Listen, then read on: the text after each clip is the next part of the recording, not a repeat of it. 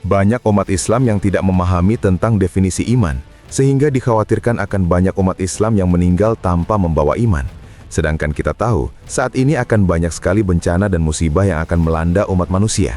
Dan Anda adalah orang yang beruntung jika mau memahami apa yang akan saya sampaikan. Dan Anda ketahuilah, saya menyeru Anda semua kepada iman, karena sesungguhnya Allah sangat menyayangi orang-orang yang beriman.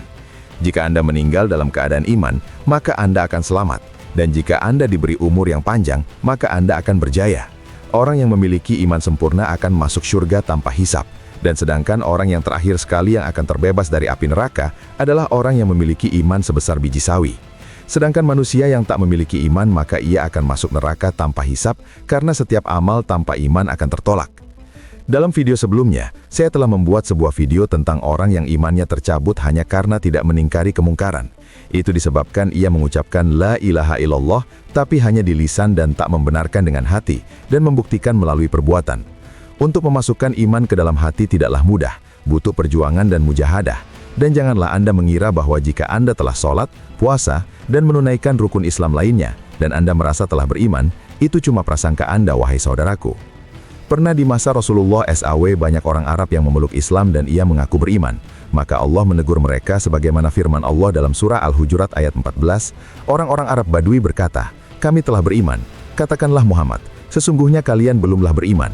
Kalian katakanlah kami baru berislam, karena iman belum masuk ke dalam hati kalian.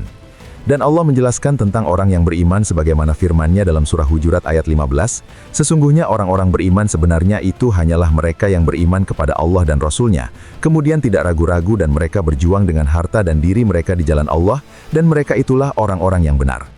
Wahai saudaraku, oleh sebab itulah kami sekali-kali tidak meragukan kebenaran mimpi-mimpi Muhammad Qasim tentang seruan kepada tauhid dan meninggalkan syirik, karena kami beriman kepada nubuwah Rasulullah tentang akan adanya mimpi benar di akhir zaman.